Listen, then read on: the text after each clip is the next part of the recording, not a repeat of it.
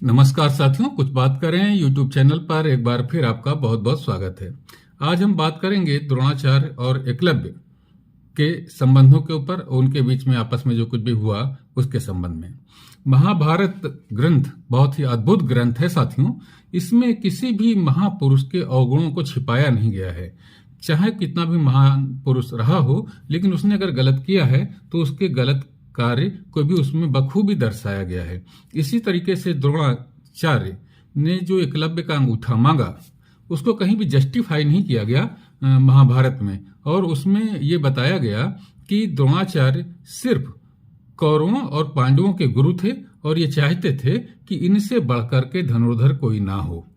तो उन्होंने अर्जुन पर उनकी विशेष कृपा थी। अर्जुन अपनी लगन से, अपनी निष्ठा से जो प्रवीणता प्राप्त करता जा रहा था अस्त्र शस्त्र विद्या में, उसको लेकर के द्रोणाचार्य बहुत ही प्रभावित थे और वो चाहते थे कि अर्जुन विश्व का सर्वश्रेष्ठ धनुर्धर बने और उनका नाम रोशन करे। जब उनको ये पता चला कि एकलव्य, जिसने कुत्ते के मुंह में बाण भर दिए, इतनी निपुणता उसमें रही, तो वो जानने लगे कि ऐसा कौन सा व्यक्ति है इस धरती पर जिसको कि मैंने शिक्षा नहीं दी और वह इतना प्रवीण हो गया। तो ये बात उनको अपने प्रतिष्ठा पर भी आघात लगा और वो एकलव्य को देखने वहां पहुंच गए। एकलव्य से जब उन्होंने पूछा, भाई तुमको ये शिक्षा किसने दी, तो उसने बताया कि मैंने तो आपसे ही ये शिक्षा ली है। आपकी मूर्ति बना करके मैंने ये लगन से धनुष विद्या का अभ्यास किया और ये प्रवीणता प्राप्त कर ली। द्रोणाचार्य को ये बात बर्दाश्त नहीं हुई कि जिसे मैंने सिखाया नहीं वह इतना निपुण कैसे हो गया। इसका वर्णन देखिए महाभारत में दिया हुआ है। इसको देखिए, फिर आगे की बात करता हूं। ये देखिए साथियों, ये महाभारत ग्रंथ के प्रथम खंड में एक आदि पर्व है। आदि पर्व के अंतर्गत ये संभव पर्व है और इस संभव पर्व में ये लिखा हुआ है कि द्रोणाचार्य ने एकलव्य से ये बात कही, वीर, यदि तुम मेरे शिष्य हो तो मुझे गुरु दक्षिणा दो। यह सुनकर एकलव्य बहुत प्रसन्न हुआ और इस प्रकार बोला। ये देखिए कि ये एकलव्य कह रहा है कि आप गुरुदेव, मुझे आप आज्ञा दीजिए कि मैं आपको क्या दूं। तो ये अब यह देखिए, प्रमुख बात यह है कि ये वैशंपायन जी जो जन्मेजय को कथा सुना रहे हैं, कहते हैं तब द्रोणाचार्य ने उससे कहा, तुम मुझे दाहिने हाथ का अंगूठा दे दो। ये बात अब ये, और यहाँ पर देखिए लिखा हुआ है कि द्रोणाचार्य का ये दारुण वचन सुनकर सदा सत्य पर अटल रहने वाले एकलव्य ने अपनी प्रतिज्ञा की रक्षा करते हुए बिल्कुल प्रसन्नता से अपना दाहिना अंगूठा काटकर द्रोणाचार्य को दे दिया। हालांकि द्रोणाचार्य ने फिर बिना अंगूठे के भी उसे तर्जनी और मध्यमा के संयोग से बाण पकड़कर किस प्रकार धनुष की डोरी खींचनी चाहिए ये उसको सिखा दिया, लेकिन वो पहले जैसा फिर धनुर्धर नहीं रह गया।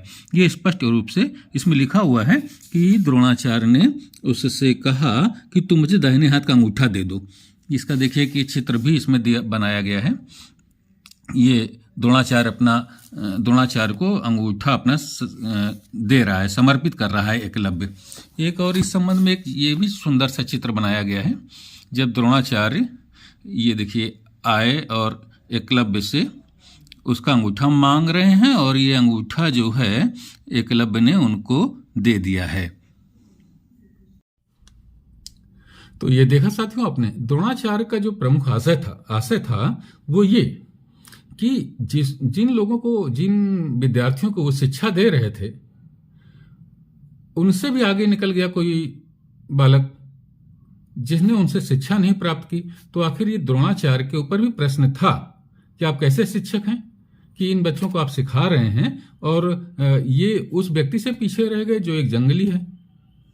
उसने बिना आप की मदद के, बिना आपके सिखाए हुए उसने शिक्षा अर्जित कर ली। तो ये द्रोणाचार्य के जो शिक्षक होने का, जो उनकी शिक्षक होने की जो उनकी ख्याति थी, उनकी अपनी जो प्रवीणता थी शिक्षक होने की, उस पर भी प्रश्न चिन्ह था। द्रोणाचार्य के शिक्षा देने की योग्यता पर भी प्रश्न चिन्ह था। ये बात द्रोणाचार्य को परेशान कर गई। दूसरा ये कि जिन बच्चों को वो शिक्षा दे रहे हैं, अर्जुन से उन्होंने कहा था मैं तुम्हें विश्व का सर्वश्रेष्ठ धनुर्धर बनाऊंगा, और उससे भी आगे वो बालक निकल गया।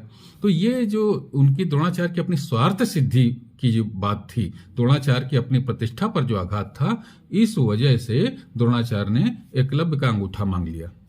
और द्रोणाचार्य के इस कार्य के कारण द्रोणाचार्य को कभी भी सम्मान की दृष्टि से नहीं देखा जा सकता। द्रोणाचार्य के इस कार्य के पक्ष में कोई भी समझदार व्यक्ति खड़ा नहीं हो सकता। महाभारत हमें यही शिक्षा देती है कि महान से महान समझे जाने वाला व्यक्ति भी अपने स्वार्थ के में अंधा हो जाता है, और वह कुछ ऐसा कर बैठता है जिससे कि समाज को हानि पहुंचाता है और किसी न किसी के साथ अन्याय कर बैठता है।